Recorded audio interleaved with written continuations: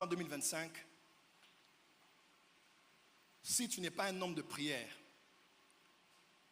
tu vas tomber dans l'apostasie. Pasteur Fès, écoute-moi. 2025 sera une des plus difficiles de toutes les années qu'on a connues. Depuis les 30 dernières années, à part l'épisode de Covid-19, cette année, le monde passera par des temps extrêmement difficiles. Qui a vu ce qui se passe à Los Angeles? Théorie du complot ou pas? Climat ou effet des pyromanes? Peu importe. Ce qui se passe est un acte inédit. Je suis votre prophète et je vous parle. 2025 sera une année très difficile. Même pour la RDC. Économiquement, ça va être dur. Socialement, ça va être très dur. Le bilan de tous ceux qui travaillent sera, je vous dis, sera au rouge à la fin de cette année. Parce que ça va être une année très dure. Ce qui se passe à l'Est ne va pas s'alléger. Ça va encore se durcir en cette année.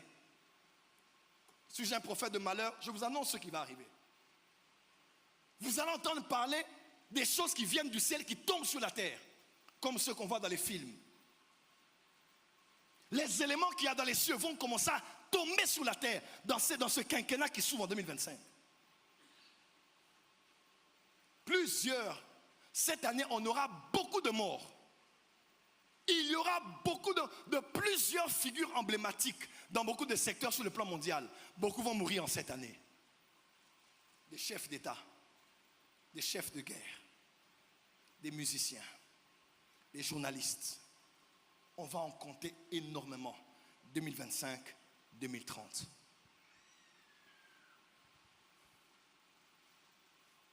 Le réchauffement climatique va créer beaucoup de dégâts. Ce n'est pas de la futurologie, ce n'est pas de l'étude des informations. Non, c'est la pensée de Dieu. Le monde va passer par des temps extrêmement difficiles. Tout à l'heure, pendant que je dormais, j'ai fait un songe. Je me suis vu en train d'aller en Chine. Alors que je volais pour aller en Chine, on nous disait dans l'avion que la presqu'île, Japon c'est une presqu'île. On m'a dit que la presqu'île de Japon est en train de s'effondrer. Tout le Japon est en train de s'effondrer.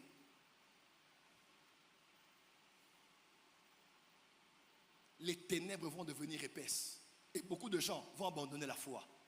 Regardez.